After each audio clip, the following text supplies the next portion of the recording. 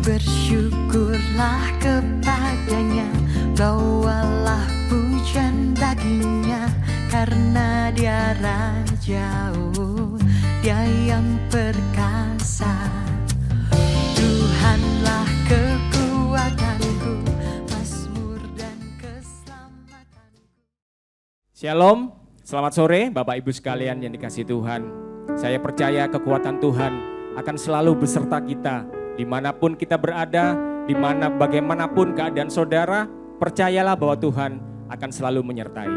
Saya berharap bahwa setiap jemaat yang ada di rumah tetap punya semangat, tetap punya gairah, tetap punya sukacita. Karena kita punya Tuhan Yesus, Allah yang tidak pernah mengecewakan. Amin saudara. Mari kita berdoa, kita minta urapan Tuhan. Tuhan Yesus, kami bersyukur karena sore hari ini Kau berikan kami kesempatan untuk melaksanakan ibadah walaupun online Tuhan. Tuhan, kami percaya kuasa-Mu tidak pernah terbatas. Engkau tidak dibatasi oleh ruang dan waktu. Engkau pasti akan mengurapi ibadah kami. Roh-Mu akan dicurahkan Tuhan, sehingga banyak jemaat-Mu merasa tidak sendiri. Banyak jemaat-Mu merasa Engkau selalu menyertai kami. Berkati ibadah kami Tuhan, pelayanan kami ini Tuhan, kami berikan yang terbaik. Tapi penyertaan-Mu Tuhan, itulah yang terpenting dalam setiap pelayanan kami. Terima kasih Tuhan, kami percaya Engkau sudah memberkati dan siap mengurapi setiap kami. Haleluya, amin. Haleluya.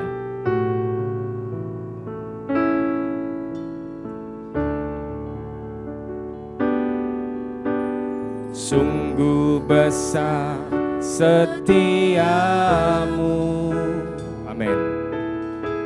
Kau nyatakan bagiku, ya Tuhan. Kau Bapa yang selalu mengerti, yang selalu mengerti isi hatiku. Kemuliaan-Mu Kau janjikan, aku tetap percaya, ku percaya, janji-Mu ajaib, terukir dalam kehidupanku, berserah di dalam, ku berserah di dalam kekuatan-Mu. Hanya Kau segalanya bagiku, percaya, ku percaya dengan sungguh-sungguh. Percaya janji Tuhan adalah janji-janji yang ajaib, yang siap dicurahkan untuk saudara dan saya sore hari ini. Haleluya.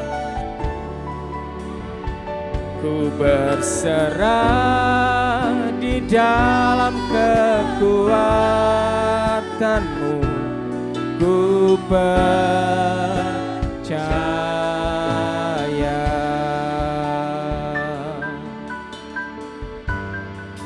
Sungguh besar setiamu Tuhan, sungguh besar setiamu. Nyatakan kepada kami sore hari ini ya Tuhan. Dan bagiku, Kau Bapa yang selalu mengerti, Kau Bapa yang selalu mengerti isi hatiku. Amin. Kemuliaan-Mu Kau janjikan, aku tetap percaya, sungguh-sungguh katakan percaya. Oh, janji-Mu ajaib, ya, terukir dalam kehidupanku. Haleluya. Serah di dalam kekuatan-Mu. Hanya Kau segalanya bagi kami ya Tuhan. Haleluya, haleluya. Ku percaya janji-Mu ajaib. Kami pegang janji-Mu dalam setiap hidup kami. Haleluya. Hidupanku ku berserah di dalam kekuatan-Mu. Ku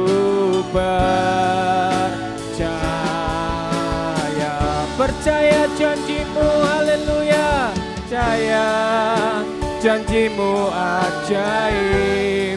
Biar janji-Mu selalu kami ingat dan kami meteraikan dalam hidup kami. Karena janji-Mu adalah kekuatan, adalah sumber pengharapan ya Tuhan.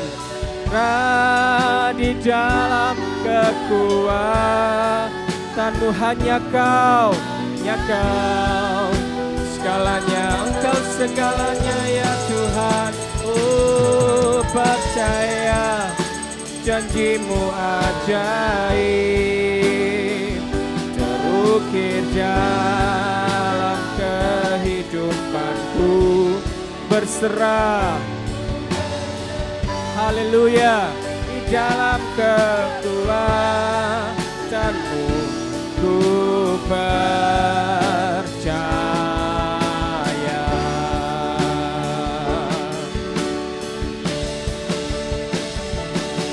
Tak akan ku takut, tak akan ku gentar. Kaulah imanku, imanku, Kaulah Tuhan, lah Tuhanku. Tak akan ku ragukan kebaikan-Mu di hidupku.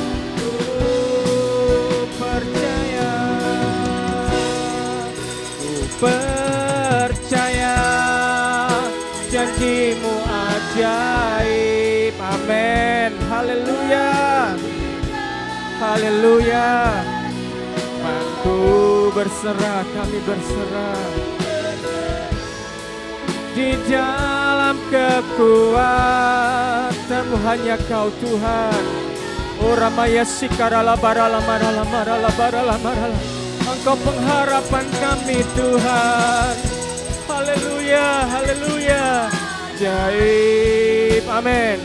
Terukir dalam kehidupanku.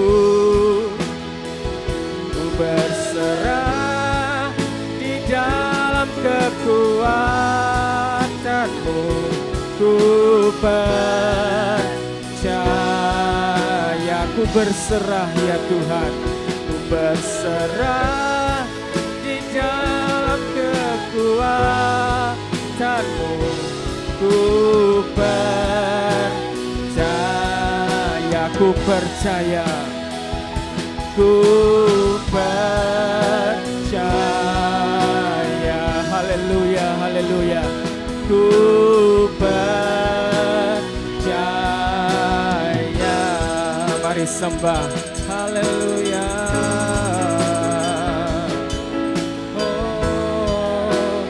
Mari yakinkan setiap hati kita sore hari ini. Kita mau serahkan semuanya hanya kepada Tuhan. Karena kita tahu kekuatan Tuhan adalah kekuatan yang tidak terbatas. Usaha dan apa yang kita lakukan terbatas. Manusia sangat terbatas, tapi kuasa Tuhan tidak terbatas. Sebab hanya satu pertolongan datang dari atas, dari Engkau saja ya Tuhan. Haleluya, haleluya. Oh, haleluya, haleluya. Kirala barala marala marala maya sikarala barala marala marala marala marala marala.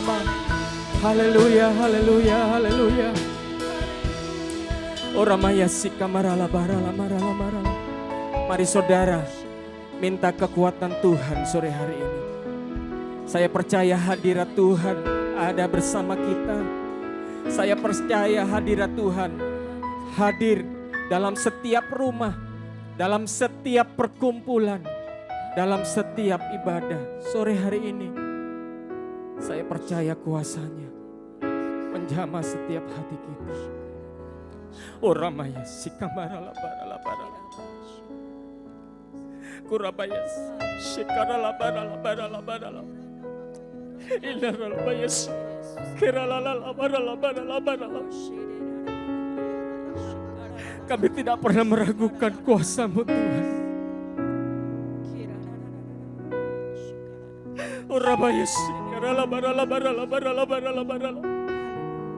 Beri kekuatan Tuhan.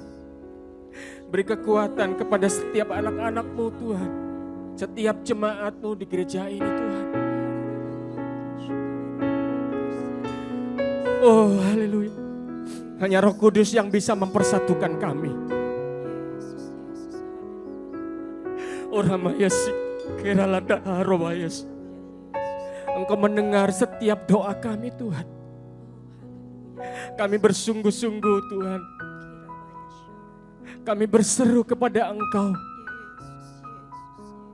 Karena kami tahu Engkau sumber pengharapan. Di dalam Engkau Tuhan, kami mendapat jaminan hidup kami. Di dalam Engkau ada kepastian Tuhan. Di dalam Engkau ada keselamatan. Di dalam Engkau ada pertolongan. Di dalam Engkau selalu ada sukacita. Engkau Allah yang luar biasa. Terima kasih Tuhan. Kami percaya sore hari ini Engkau akan terus bekerja dalam setiap ibadah kami. Kami percaya Tuhan, dalam nama Tuhan Yesus kami bersyukur. Haleluya. Amin. Saya percaya saudara, Roh Kudus akan terus menjamah dan melawat kita sore hari ini. Haleluya. Haleluya. Yes.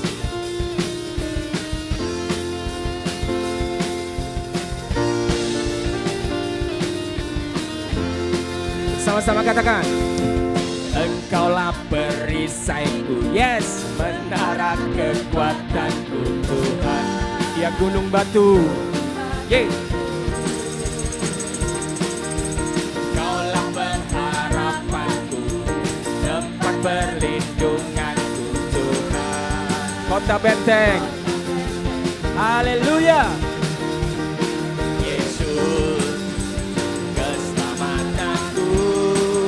Dengan sukacita katakan, selalu aman di dalam tangan-Mu. Terpujilah Tuhan, sebab kasih setia-Mu. Ku selalu bersandar hanya pada-Mu. Terpujilah Tuhan, terpujilah Tuhan. Sukacita dan penuh pengharapan di dalam Tuhan, kau tidak pernah dibiarkan sendiri. Amin. Dia perisai dan menara kita. Yeay. Engkaulah perisai, amin, menara kekuatanku Tuhan. Gunung batuku, kau pengharapanku. Kaulah pengharapanku. Yes, haleluya. Tuhan,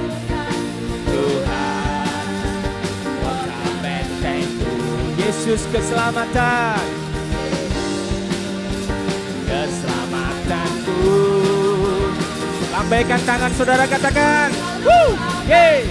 Dalam tangan-Mu, terpujilah Tuhan, sebab kasih setia-Mu. Padamu, terpujilah Tuhan. Terpujilah Tuhan, selalu aman. Ku selalu aman, amin. Tangan-Mu, terpujilah Tuhan. Setia-Mu, ku selalu bersandar hanya pada-Mu. Pujilah Tuhan, terpujilah Tuhan. Yes. Kami aman bersama Engkau Tuhan. Haleluya. Kau kasih setia kami, Kau pengharapan. Haleluya. Bersama katakan, ku selalu aman di dalam tangan-Mu. Terpujilah Tuhan, sebab kasih setia-Mu. Ku selalu bersandar hanya pada-Mu. Terpujilah Tuhan, terpujilah Tuhan, terpujilah. Haleluya. Sekali lagi. Terpujilah Tuhan, terpujilah Tuhan.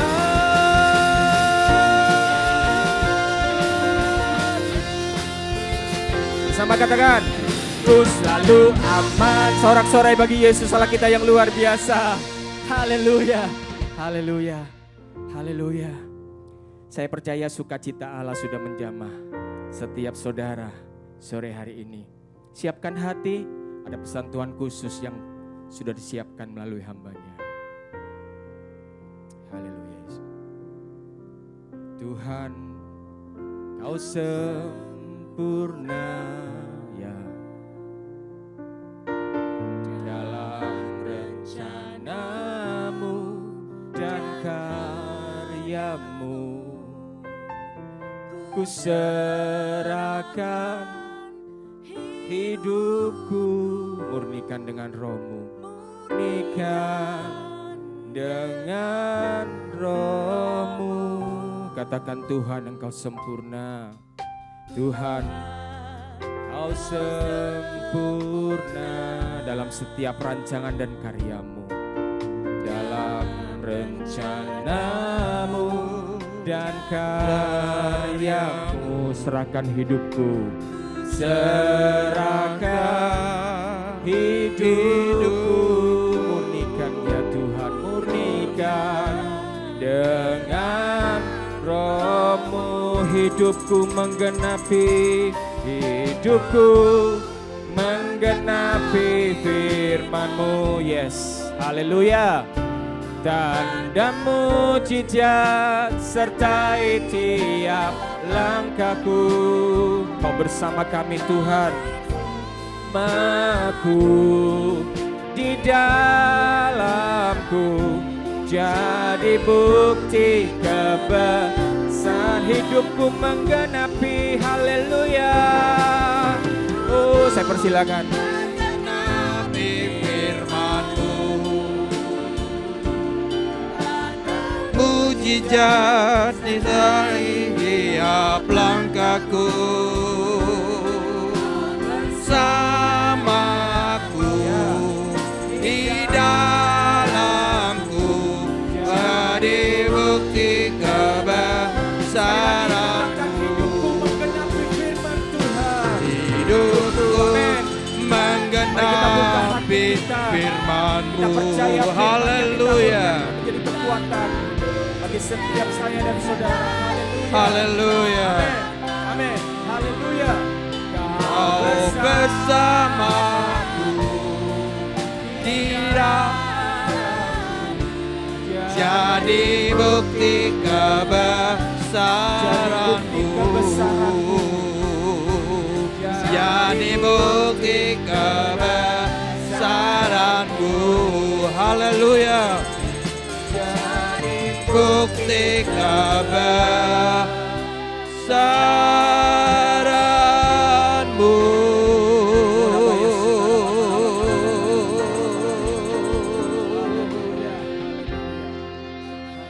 Haleluya. Terima kasih Bapa untuk sore yang luar biasa ini Tuhan. Karena Engkau hadir bersama dengan kami. Engkau hadir dalam ibadah yang kami lakukan. Engkau hadir di gereja. Engkau hadir di rumah-rumah jemaat. Engkau tidak pernah tinggalkan kami. Seperti pujian ini Tuhan. Biar lewat hidup kami Tuhan, firman Allah boleh tergenapi. Terima kasih Tuhan. Karena Engkau selalu ada di dalam setiap firman-Mu. Supaya sore hari ini Tuhan, di dalam kami membahas firman-Mu, kami boleh mengerti lebih dalam Tuhan seluruh keberadaan Allah. Engkau ada di dalam firman-Mu, dan biarlah Engkau pakai hidup kami Tuhan untuk menggenapi firman-Mu. Semua rencana Allah, semua kehendak Allah, semua pikiran Allah boleh terwujud di bumi ini Tuhan lewat kami anak-anak-Mu. Terima kasih Tuhan, urapi hamba-Mu Tuhan. Pakai secara khusus sore hari ini untuk sampaikan firman-Mu. Urapi secara spesial, berkati setiap jemaat yang sudah membuka hati untuk firman Allah. Supaya kami boleh belajar kebenaran-Mu. Kami boleh semakin dekat dengan Engkau. Dan kami boleh mengalami banyak perkara-perkara besar bersama dengan Tuhan. Terima kasih Yesus, terima kasih. Kami percaya Engkau mendengar doa kami. Kami siap untuk mendengar firman-Mu. Demi nama Tuhan Yesus Kristus, kami alaskan segala doa kami. Haleluya. Amin. Selamat sore Bapak Ibu yang diberkati Tuhan. Bapak Ibu yang ada di rumah, yang juga ada di gereja. Kami percaya Tuhan tidak pernah tinggalkan kami.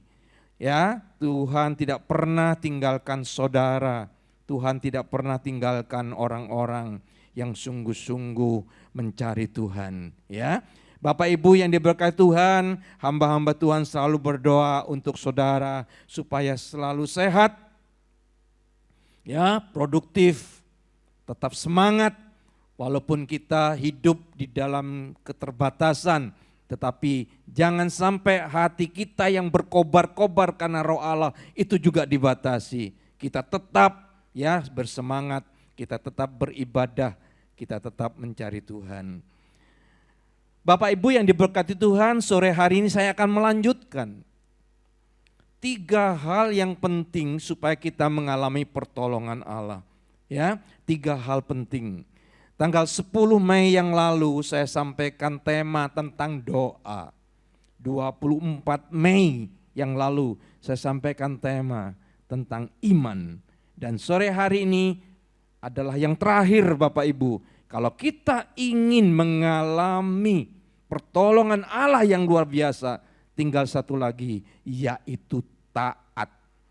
Taat melakukan firman Allah.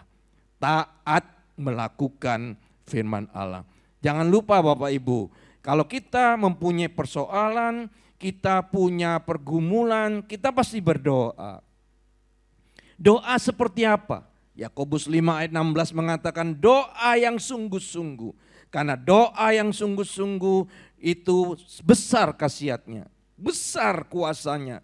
Doa yang sungguh-sungguh, doa yang disertai dengan iman, itu luar biasa Bapak Ibu, akan melakukan perkara besar di dalam kehidupan kita. Tetapi Bapak Ibu, ada kemungkinan kita sudah berdoa, sudah disertai dengan iman, kita berdoa dengan sungguh-sungguh, tapi kita belum mengalami pertolongan Allah. Kenapa?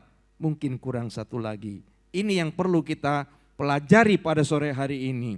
Mungkin kita belum taat melakukan firman Allah. Kita perlu taat melakukan firman Allah. Jadi ada 3 serangkai. Doa, iman, taat. Ini tidak boleh hilang dalam kehidupan kita ya. Kita berdoa dengan sungguh-sungguh. Doa disertai dengan iman. Tapi kita juga harus taat melakukan firman Allah, maka kita akan mengalami pertolongan Allah yang luar biasa. Bapak Ibu, kebetulan Bapak Ibu ada satu contoh yang sangat pas ya untuk hal ini. Saya akan baca dari Perjanjian Lama, nanti Bapak Ibu bisa baca 2 Raja-Raja pasal yang ke-5 ayat 1 sampai ayat 14, kisah tentang Naaman. Ya, cuman saya tidak akan bacakan semua, saya ambil bagian-bagian yang penting. Kisah tentang Naaman. Doa, iman, tapi harus disertai dengan taat melakukan firman Allah. Saya berdoa supaya sidang jemaat boleh benar-benar mengerti akan firman ini. Mari kita baca ayat yang pertama dulu ya. Ayat yang pertama. Demikian bunyi firman Allah. Kita simak sama-sama. Naaman, panglima Raja Aram, seorang yang terpandang di hadapan tuannya dan sangat disayangi.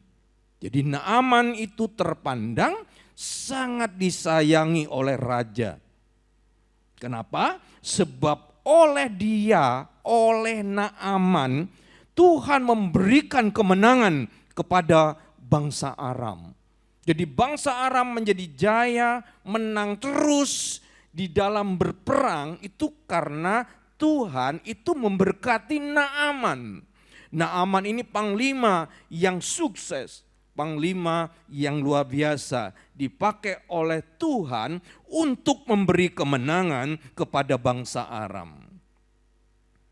Lanjut, tetapi, perhatikan Bapak Ibu, tetapi orang itu, Naaman, pahlawan tentara, sakit kusta. Sampai di sini Bapak Ibu. Naaman itu bukan sembarang orang. Dia punya kedudukan yang tinggi. Naaman seorang yang terpandang, disayangi oleh raja, dan selalu menang kalau perang. Berarti Naaman itu seorang yang hebat. Bahkan Alkitab menulis dia disebut pahlawan tentara, berarti orang hebat. Tetapi Alkitab itu tidak pernah salah Bapak Ibu. Ada kata di situ tetapi. Tetapi dia sakit kusta. Jadi Naaman orang yang hebat tadi, orang yang terpandang tadi, itu ternyata punya masalah. Sehingga membuatnya dia tidak berdaya. Sakit kusta membuat Naaman tidak berdaya. Karena pada waktu itu kusta belum ada obatnya. Dan kusta itu dikonotasikan hidup buruk.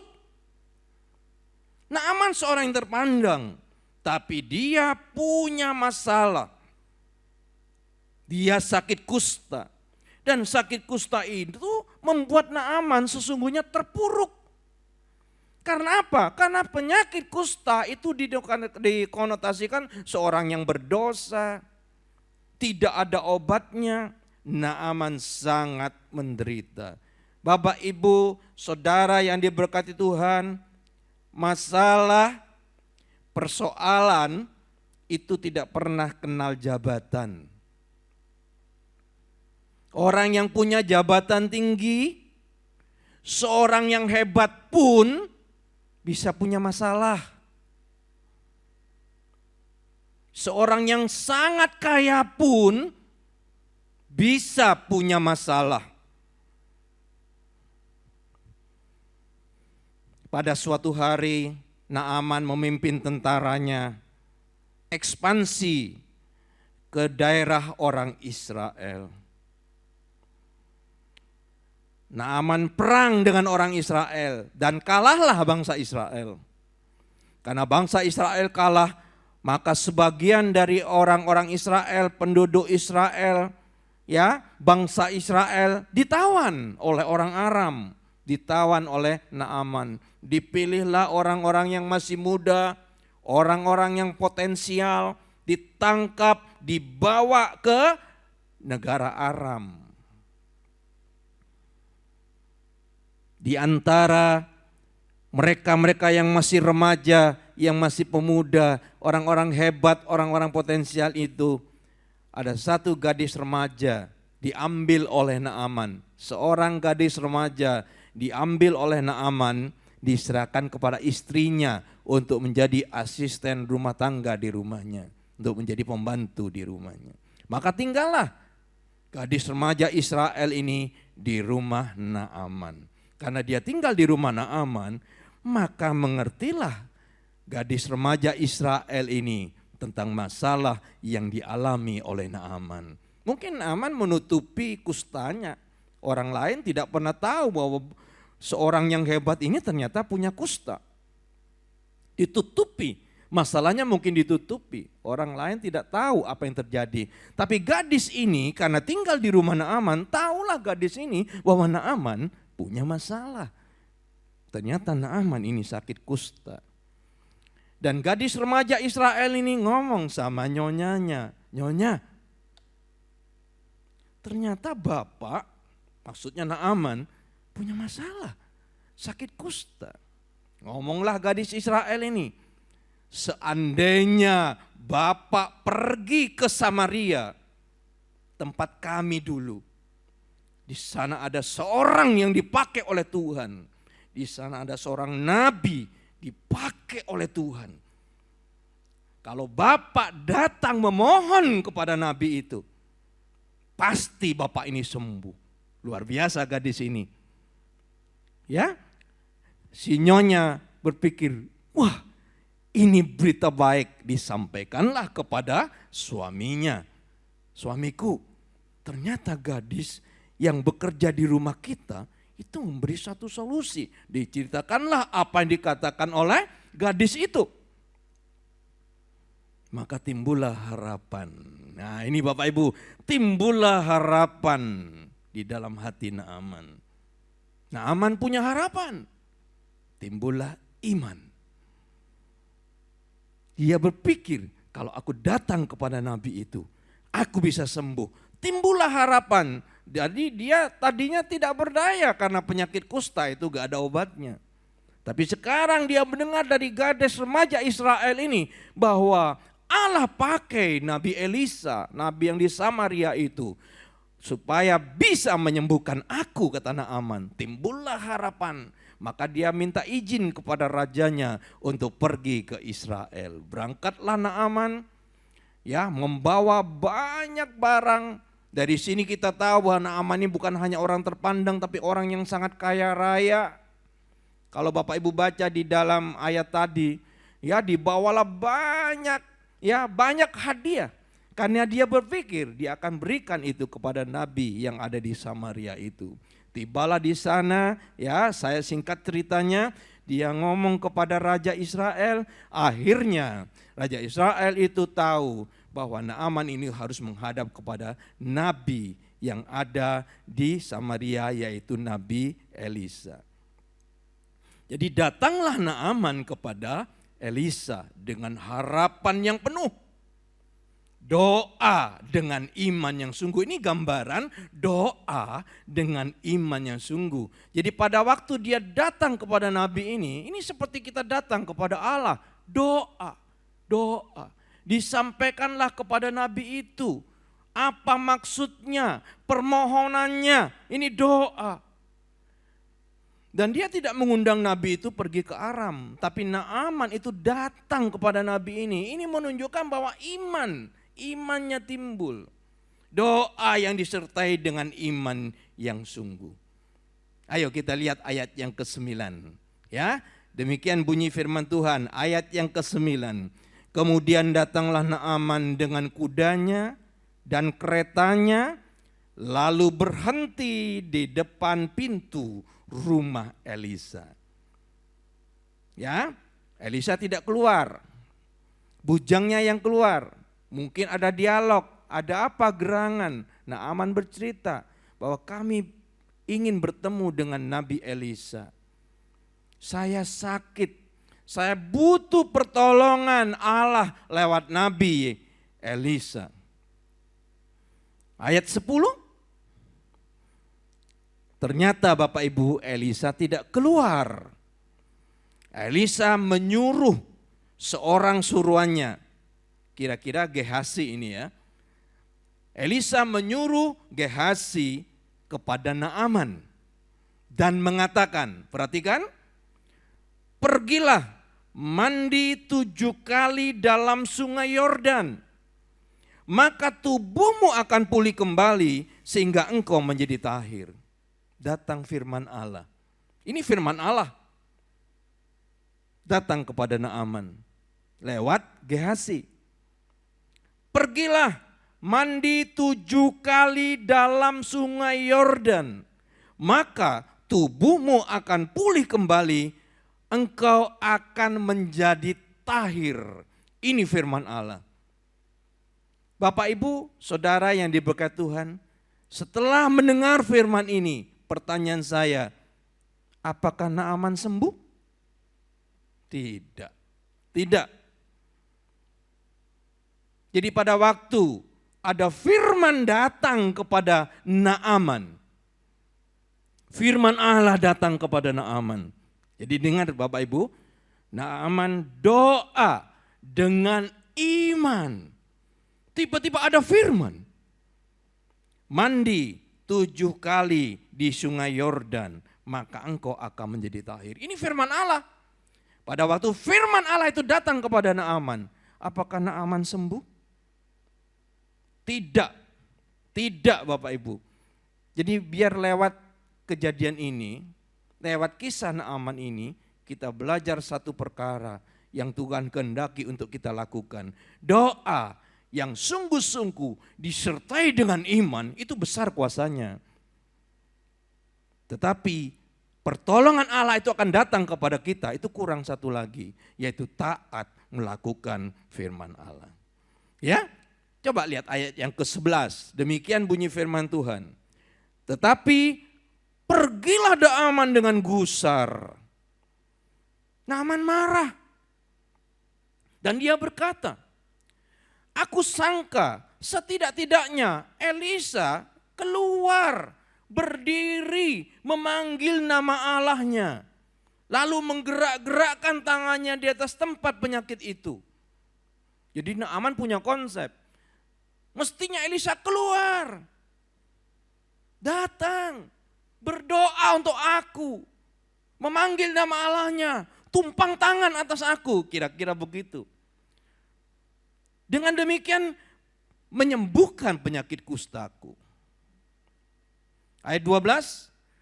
Bukankah Abana dan Parpar, sungai-sungai Damsik di Aram, bukankah Abana dan Parpar, sungai-sungai Damsik di Aram, lebih baik daripada sungai Yordan, lebih baik daripada sungai di Israel? Bukankah aku dapat mandi di sana, di Abana, di Parpar, dan aku bisa menjadi sembuh? Nah, untuk apa aku mandi di sungai Yordan?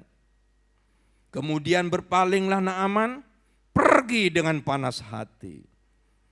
Jadi Bapak Ibu, pada waktu firman itu datang kepada Naaman, Naaman tidak sembuh. Doa yang disertai dengan iman, doa yang sungguh-sungguh. Firman Allah datang sebagai rema. Itu tidak akan membawa pertolongan bagi kita sebelum kita melakukan langkah yang ketiga. Ya, para pegawai Naaman mengatakan, Bapak, jangan panas hati.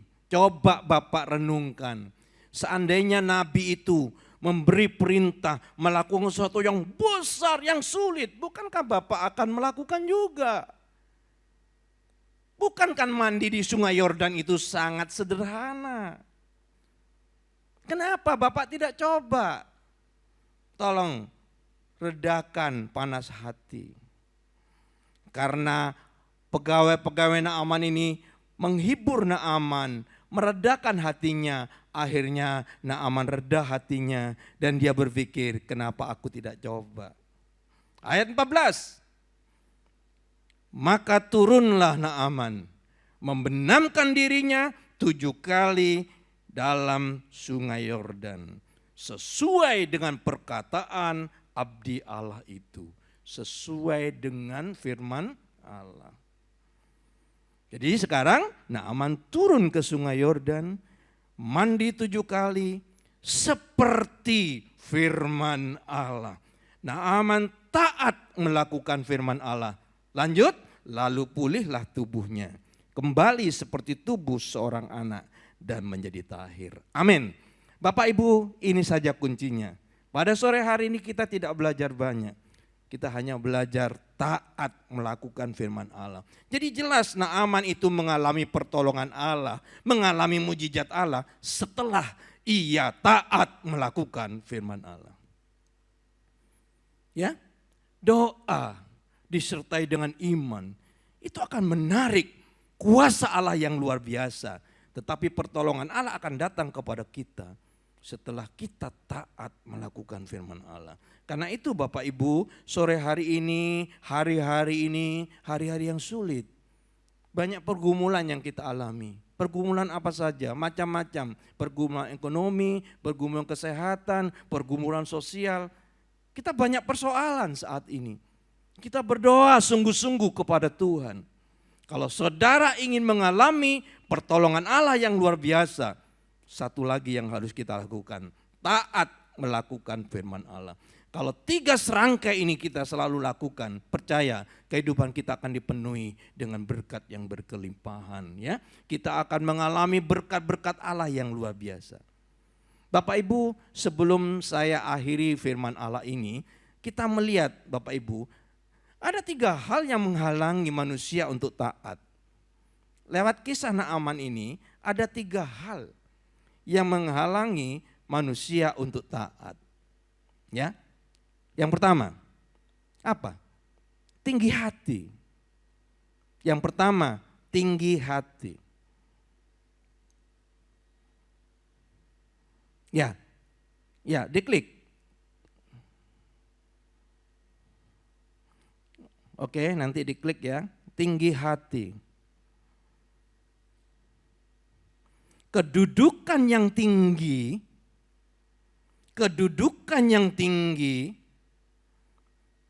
terpandang, kaya, sering membuat seseorang itu tidak bisa rendah hati. Saya ulangi Bapak Ibu, kedudukan yang tinggi, Naaman punya kedudukan yang tinggi. Dia tahu dia seorang panglima perang, orang hebat, banyak perkara besar sudah dia lakukan untuk negaranya. Dia disayangi oleh raja. Dia tangan kanannya presiden, kira-kira begitu. Seorang yang punya kedudukan yang tinggi, terpandang, apalagi dia kaya. Sulit membuat seseorang itu rendah hati. Karena itu, pada waktu Elisa tidak keluar, marah dia. Karena dia berpikir, aku kan orang terhormat. Kenapa aku tidak dihormati? Bapak Ibu yang diberkati Tuhan, Tuhan menghendaki kita datang dengan segala kerendahan hati. Seringkali kita terlalu tinggi hati, makanya Tuhan tidak jawab doa kita. Kita belajar rendah hati. Kalau kita datang ke Tuhan, kita datang kepada Tuhan, memohon sesuatu kepada Tuhan, jangan tinggi hati. Allah benci orang yang sombong. Halangan pertama kenapa Naaman tidak mengalami pertolongan Allah, karena dia tinggi hati. Dia panas hati karena Elisa tidak keluar. Elisa nyuruh bujangnya untuk keluar. Wah, aku ini orang yang berjasa untuk gereja. Kalau bukan aku, gereja gak akan menjadi seperti ini. Kita sakit, kita butuh doa.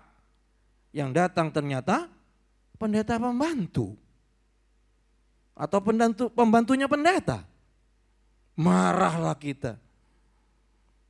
Kalau itu sikap kita Bapak Ibu, kita tidak akan mengalami pertolongan Allah.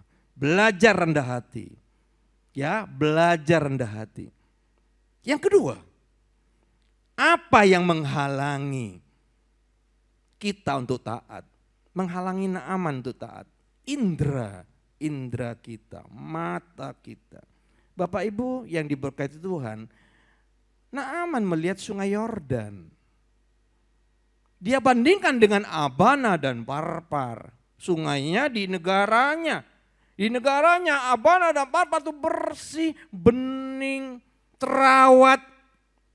Sungai Yordan airnya kotor, kuning, tidak bersih. Itu yang terjadi pada saat itu. Naaman berpikir, kalau aku mandi di sini, apa kata orang? Gak pantas aku mandi di sungai Yordan. Sungai Yordan itu kotor, airnya kuning, tidak bersih. Abana dan Parpar jauh lebih bersih. Abana dan Parpar lebih pas untuk aku, bukan sungai Yordan. Bapak Ibu yang diberkati Tuhan, seringkali indera kita itu menghalangi kita untuk taat melakukan firman Allah. Karena indera kita mengatakan enggak mungkin.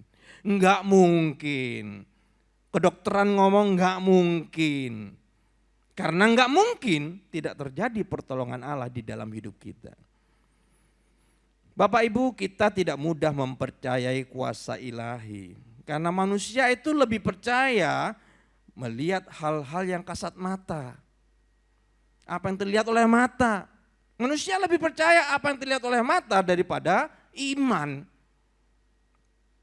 Iman itu percaya walaupun tidak melihat. Nah kita, bagaimana kita percaya? Orang lihat aja tidak. Bapak Ibu, indera kita, mata kita, seringkali itu menghalangi kita untuk menjadi taat. Yang ketiga, apalagi yang seringkali menghalangi kita untuk taat? Konsep pikir. Konsep pikir. Kebetulan saya mencari arti kata Abana, Parpar, dan Yordan. Abana. Ya, konsep pikir kita Abana. Ya. Naaman berpikir Abana. Abana itu arti huruf Abana itu adalah keahlian. Jadi Abana itu artinya keahlian, kehebatan, pengetahuan manusia. Itu arti huruf dari Abana. Jadi kenapa kok sungai itu disebut sungai Abana? Kita nggak tahu. Tetapi arti Abana itu adalah intelektual manusia, kepintaran manusia, kehebatan manusia. Bapak Ibu yang diberkati oleh Tuhan, manusia itu sering lebih percaya kepada dokter yang hebat. Percaya kepada dokter yang terkenal daripada percaya kepada firman Allah. Karena itu tidak taat melakukan firman Allah. Karena lebih percaya kepada Abana daripada Yordan.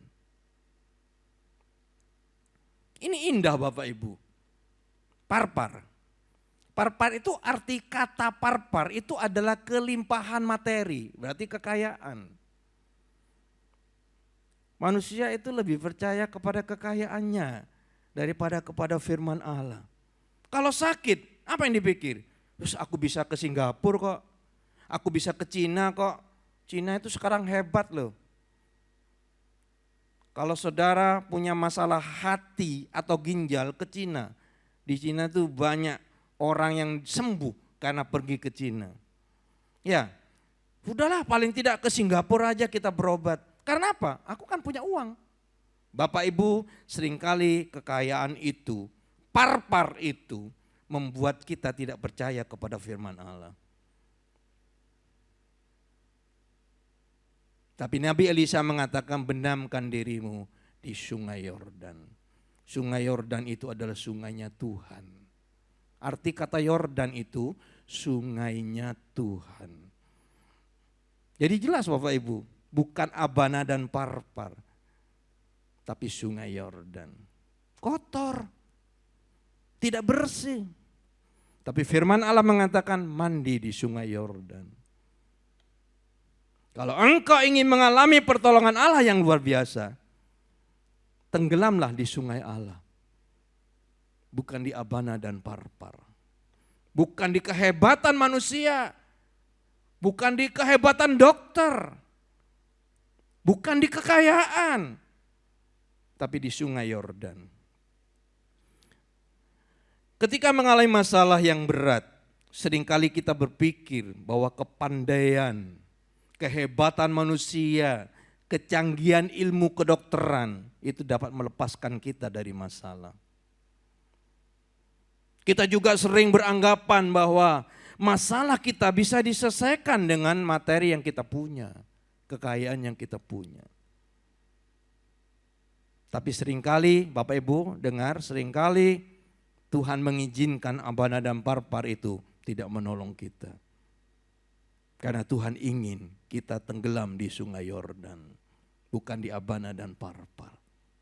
Tapi untuk bisa tenggelam, mandi di sungai Yordan, kita harus taat melakukan firman Allah. Akhirnya Naaman meninggalkan ketinggian hatinya. Dia taat melakukan firman Allah. Mandi 7 kali dalam sungai Yordan. Dan pertolongan Allah datang kepadanya. Mujizat itu terjadi. Bapak Ibu yang diberkati Tuhan, kita harus taat melakukan firman Allah. Mengapa? Mengapa Bapak Ibu? Saya beritahu karena Allah itu selalu ada di dalam firman-Nya. Itu persoalannya. Kenapa kita harus taat melakukan firman Allah? Karena Allah itu ada di dalam firman-Nya. Bulan depan saya akan bahas tentang firman Allah ini. Ya, secara spesial Bapak Ibu saya mengikuti khotbah-khotbah, ulasan-ulasan tentang Pentakosta. Ya, dan saya melihat ada beberapa yang perlu dibenarkan. Untuk GBI Bangkalan, jangan khawatir, jemaat Tuhan harus punya dasar yang kuat. Roh Kudus dengan firman Allah itu tidak pernah terpisah. Karena Roh Kudus itu adalah firman. Dan firman Allah yang tertulis di dalam Alkitab kita itu adalah firman. Dan firman itu adalah Allah. Jadi seluruh keberadaan Allah itu ada di dalam firman-Nya. Kalau saudara baca di dalam Yohanes pasal yang pertama, ayat yang pertama, jelas ditulis bahwa mula-mula itu adalah firman. Dan firman itu adalah Allah. Ya, sederhana, kalau kita taat melakukan firman Allah, itu artinya kita tenggelam di dalam Allah. Kita tenggelam di sungai Yordan, sungainya Allah. Maka pertolongan Allah yang luar biasa akan terjadi di dalam kehidupan kita. Jadi sore hari ini lengkap Bapak Ibu. Kalau saudara punya persoalan, saudara punya pergumulan. Sore hari ini kalau saudara punya persoalan, punya pergumulan, datang kepada Allah, datang kepada Yesus dengan doa. Doa yang seperti apa? Doa yang sungguh-sungguh, doa yang disertai dengan iman. Tapi kurang satu lagi, kita harus taat melakukan firman Allah. Karena firman Allah itu adalah Allah sendiri. Ya, Tuhan Yesus memberkati Bapak Ibu, saudara sekalian. Mari kita berdoa. Ya, kita berdoa untuk kita sekalian, kita berdoa untuk bangsa dan negara kita. Bapa Surgawi, terima kasih Engkau sudah membeberkan firman-Mu. Tuhan, ajar kepada kami untuk tidak tinggi hati. Ajar kepada kami untuk tidak dikelabui oleh indera kami. Ajar kepada kami untuk tidak membanggakan konsep pikir kami. Kami tahu Tuhan, kadangkala Tuhan membuat abana dan parpar yang ada di dalam kehidupan kami itu tidak punya arti apa-apa. Karena Tuhan ingin kami tenggelam di sungai Yordan. Tuhan ingin kami mandi, membenamkan diri di sungai Yordan. Tuhan ingin supaya kami ada di dalam firman-Mu Tuhan. Taat melakukan firman Allah. Maka kebesaran Allah, pertolongan Allah akan terjadi dalam kehidupan kami. Terima kasih Yesus untuk sore hari ini. Kami berdoa bagi bangsa dan negara kami. Ampuni bangsa kami. Ampuni Tuhan masyarakat Indonesia yang sangat sulit untuk taat. Sangat sulit Tuhan untuk mengikuti aturan. Tuhan, mari Engkau yang turun tangan. Engkau punya banyak cara untuk membuat persoalan yang dialami bangsa kami ini boleh selesai. Tuhan, kami berdoa supaya roh hikmat dan wahyu boleh turun atas pemimpin bangsa kami. Supaya mereka melakukan kebijakan-kebijakan yang hebat. Membuat rantai penularan virus corona ini putus. Angka kematian tidak ada lagi. Angka kesembuhan meningkat. Penularan virus corona boleh turun dan akhirnya berhenti. Tuhan, kami berdoa supaya pemimpin bangsa kami Tuhan boleh mengatasi negara kami sehingga negara kami tidak mengalami resesi ekonomi. Terima kasih Yesus. Biar Roh Kudus bekerja dengan luar biasa. Berkati Tuhan hamba-hamba Tuhan di GBI Bangkalan ini. Berkati juga jemaat Tuhan. Kami percaya Tuhan dalam waktu dekat kami akan kembali beribadah di gedung gereja. Kami akan kembali Tuhan berhimpun di dalam perhimpunan bersama. Karena sesungguhnya gereja itu adalah koinonia. Suatu perhimpunan yang sekarang fungsi gereja ini tidak bisa kami lakukan karena kami beribadah masing-masing di rumah. Tuhan berikan gairah semangat kepada jemaat kami. Supaya mereka boleh bersemangat Tuhan untuk rindu beribadah kembali seperti dulu. Terima kasih banyak Bapak. Terima kasih Bapak yang baik. Mari saudara yang ada di rumah, yang ada di gereja, kita angkat tangan bersama. Kita mohon berkat dari Bapa sendiri. Turunlah berkat Bapa dalam kehidupan saudara. Kasih sayang dari Tuhan Yesus Kristus, penyertaan dan persekutuan Allah Roh Kudus, mulai saat ini sampai selama-lamanya. Dalam nama Tuhan Yesus, doa berkat ini kami panjatkan. Haleluya. Amin. Selamat hari Minggu. Salam sehat selalu untuk Bapak Ibu Saudara sekalian. Tuhan memberkati.